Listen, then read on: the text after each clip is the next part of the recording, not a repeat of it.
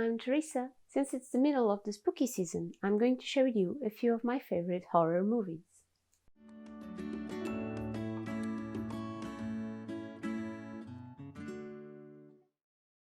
I love autumn and the spooky season, and one of my favorite things to do during this colder time is no doubt grabbing a cozy blanket, some popcorn, and a warm drink and watch a good scary movie. So I decided to share a few of my favorite movies. I might forget some, as I always end up forgetting when I am asked about these things, but these are some that I really enjoyed to watch.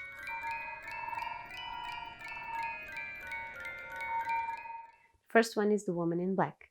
The Woman in Black movie shows us the story of a man named Arthur raising his son on his own after his wife died during childbirth a few years before.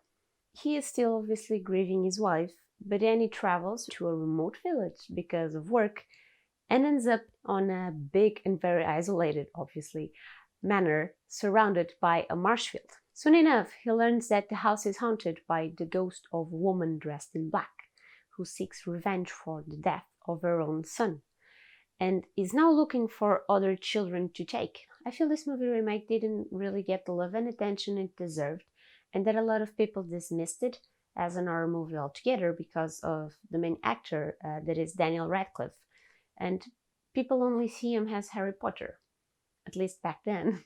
While it was initially strange to see him doing a horror movie and not be fighting Lord Voldemort, after a while I was seeing Arthur, the grieving father, and not Harry Potter anymore. The aesthetics of the movie is beautiful, and it really creates the sense of being back in time while keeping the sense of dread always present. It is a good ghost story with some jump scares and a few cliches, but it still keeps the suspense going, and the scary moments actually work because of that build-up suspense. It's no doubt a must-watch for me.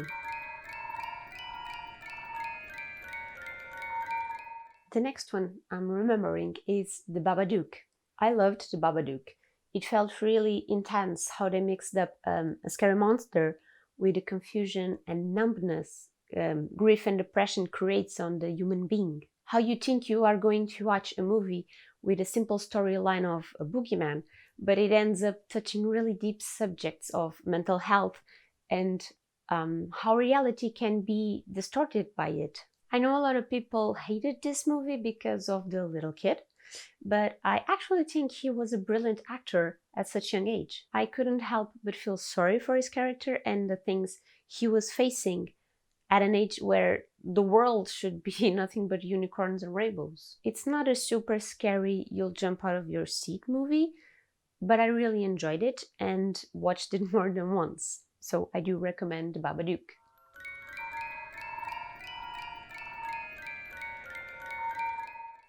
Another more recent movie that I would like to include on this list, it's A Quiet Place. This is a movie where planet Earth isn't as livable as before, as supernatural creatures hunt humans to eat them. They can't see us even if we are right in front of them, but they have amazing hearing abilities, and that's how they hunt us.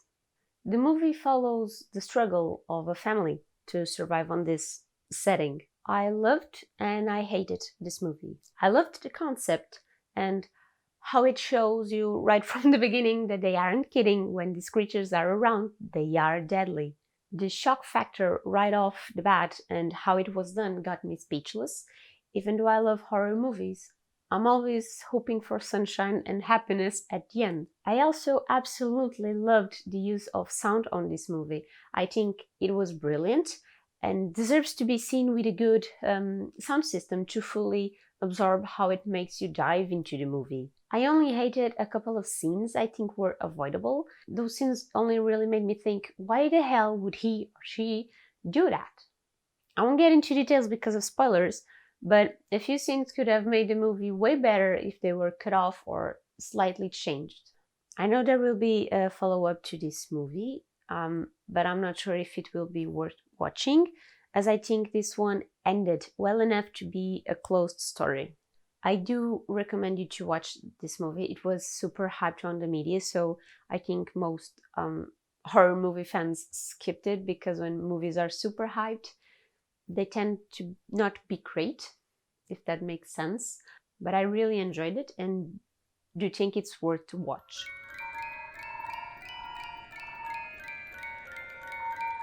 The next movie is Wreck. This Spanish movie is one of my favorite zombie movies. It's about a television reporter crew that follow firefighters in action during a night and end up being closed off in a building because there is the fear of an unknown infection present on the residents and the fear that that infection will spread outside. Soon enough, they realize that not only there is no way out, but this infection turns the infected into rabid zombies that will bite your flesh with no remorse. The way this is filmed is brilliant and really brings you into the story, makes it believable, and makes you wonder how you would react if you were there. The ending is unexpected and changes everything you considered to be true in the beginning of the movie. The acting is amazing and actually made me hold my breath a few times with worry for the protagonists. And yes, you'll need to read subtitles because the movie is in Spanish and a lot of English speakers skip this movie, but honestly, I watch movies with subtitles since I was a kid and learned to read. I never felt subtitles were a valid excuse to skip movies unless, you have an impairment that won't allow you to read. So if you can and like zombie movies, this one is definitely a must watch. The first Wreck, not the following ones that I really didn't enjoy. And I think kind of ruined the franchise, if that's the thing. So stick with the first Wreck.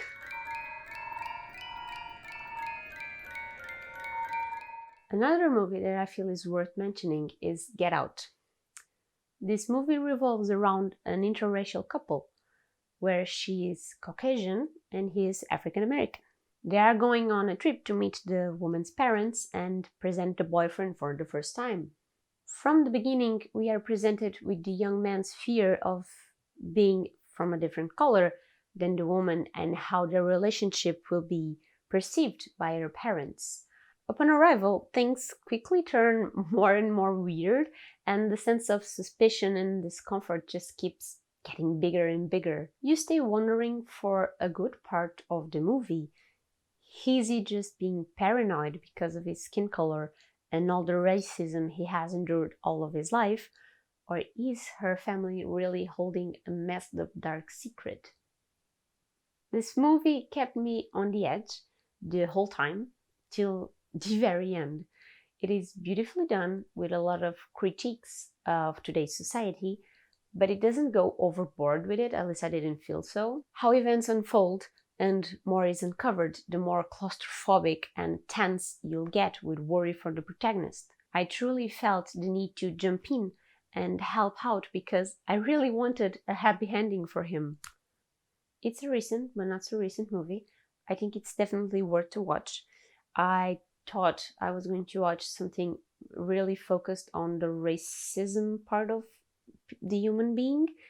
It ended up having lots of twists and I loved it for it, but I also was tense the whole time, which surprised me a lot. So definitely give it a try.